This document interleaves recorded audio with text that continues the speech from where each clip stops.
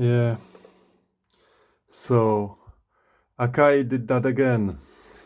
And by saying Akai did that again, I mean yet again they threw a smoke grenade at you, and either they've released yet another beta version where something doesn't work as intended, either they just it's just all smoke and mirrors, and to be fair, they didn't do too much improvements to key groups, or I'd be brave enough to say they crippled them. But let's get into it. Well, maybe start with explaining how key groups should work. Yeah, what's the basic functionality of key groups? So let's do it like this. Essentially, what key groups are all about is you may multi-sample something. You may have different samples, which later on each key group. So you've got 1, 2, 3, 4 key groups over here in this example, and each of those key groups can be assigned to different key on your keyboard. Yeah. So this one goes over here, this one goes over here, this one here, yada yada yada. Each of those keys can be different sample. That's how you've got all those string libraries done, where each string is a different sample or whatever. Each of those key groups can have different settings as well, different attacks, different filters, whatever you want. Panning, maybe. If you got a drum kit or something, you can pan it left to right, right to left. If you want to, they can also span across the keys. So if you want to conserve memory or something, you can do something like that. So one sample may span, let's say, portion of your keyboard. Another sample may span for another portion of the keyboard. Obviously, it will lower quality, but obviously it will conserve your memory because you've got less samples. What you can also do, you can just span the samples across whole keyboard range from C0 to C8 or whatever you like. And you can also layer them. So you may have key group, as you had over here, key group 1, 2, 3, 4 assigned to different keys. You may have all of those key groups, 1, 2, 3, assigned at the same time to all the keyboard range. Yeah. What this do is you may have different samples on each of those keyboards with different settings. So, for example, if you want to do a pad or something, you may have evolving pads where sample number 3 is kind of bellish. Bellish. You can have sine wave or sample 1, and they just interleave between each other and stuff like that. Yeah. So essentially, this is idea of key groups, why they've been made, why they work the way they work. Obviously, in this third example, you could say you could just use layers, but then layers in one key group cannot have different settings on them. So we're just gonna leave out layers completely. But anyway, let's go back over here. You might know what I'm talking about now, because you might just got it. So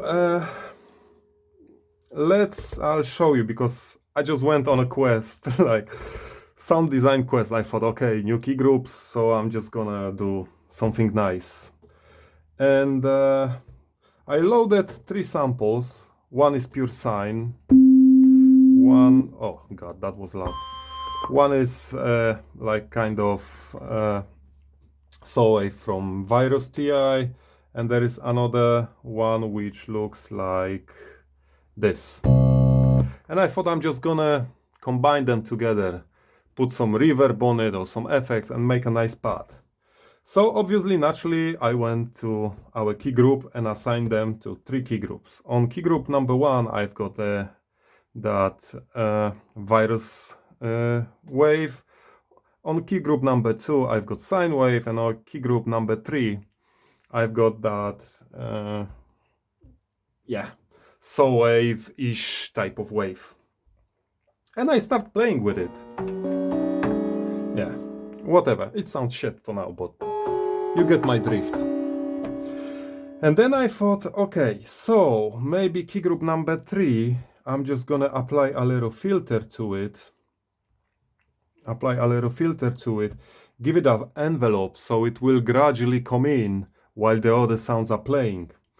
So I did that, and it looks like it gets applied to all the key groups, all the layers in one key group and all the key groups at the same time.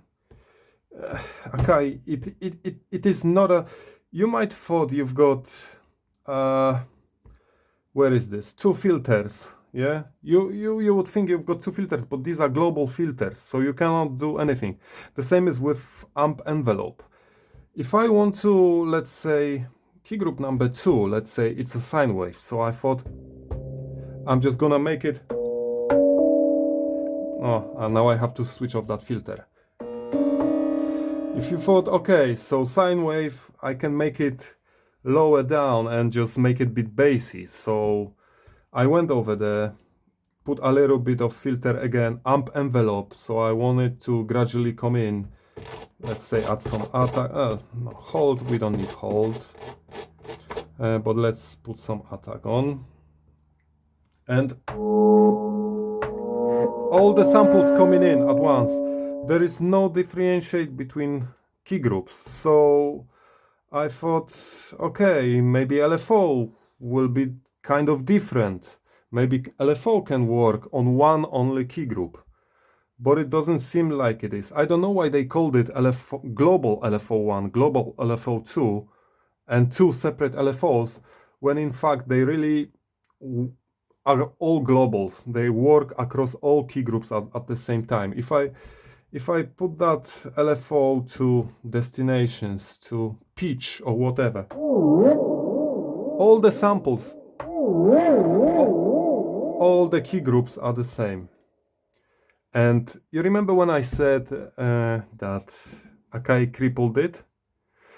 They've crippled it because it wasn't the case in old key groups. If we go to legacy, you see, I've got samples and I can do key group number 1. Let's say I can put amp envelope is in. Most probably it just jumped in. Oh, let's say, yeah.